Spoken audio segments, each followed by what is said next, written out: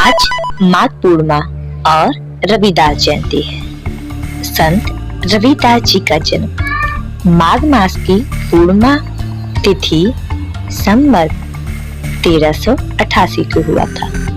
इनके पिता का नाम राहु और माता का नाम कर्मा था।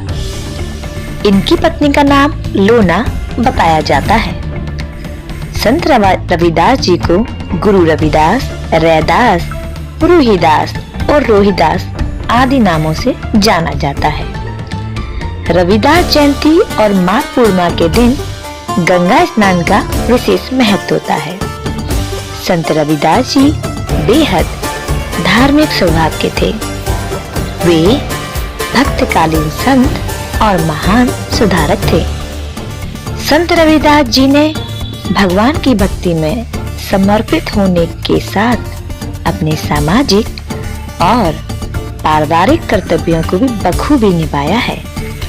इन्होंने लोगों को बिना भेदभाव के साथ आपस में प्रेम करने की शिक्षा दी और इसी तरह से वे भक्ति मार्ग पर चलते हुए संत रविदास कहलाए। उनके उपदेशों और शिक्षाओं से आज भी समाज को मार्गदर्शन मिलता है। तो कटौती में गंगा, इस कहावत के जरिए एक बार फिर रविदास जी मन की पवित्रता पर जोर देते हैं। रविदास जी कहते हैं, जिस व्यक्ति का मन पवित्र होता है उसको बुलाने पर गंगा एक कटौती में आ जाती है।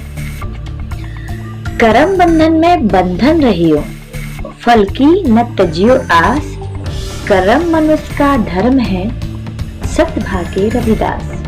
अर्थात हमें हमेशा कर्म में लगे रहना चाहिए और कभी भी कर्म के बदले मिलने वाले फल की आशा नहीं छोड़नी चाहिए, क्योंकि कर्म करना हमारा धर्म है और फल पाना हमारा सौभाग्य है।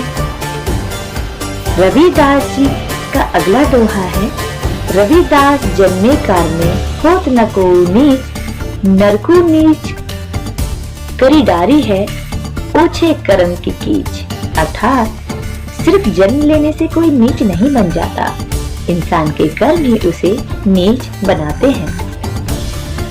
कह रैदास तेरी भक्ति दूरी है, भाग बड़े सो पावे, तज अभिमान मेटी आपा पर, पिपिलक हवे चुनी खावे।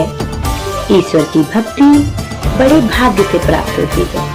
यदि आप में थोड़ा सा भी अभिमान नहीं है तो निश्चय ही आपका जीवन सफल रहता है। ठीक वैसे ही जैसे एक विशालकाय हाथी शक्कर के दानों को गिन नहीं सकता, लेकिन एक तुच्छ सी चींटी शक्कर के दानों को आसानी से बिन लेती है। कृष्ण करीम राम हरि, राघव जब लग एक, न पेखा वेद कतेव कुरान पुराणन, सहज एक नहीं देखा। अर्थात राम कृष्ण हरि ईश्वर, करीम राघव सब एक ही है। परमेश्वर के अलग अलग नाम हैं।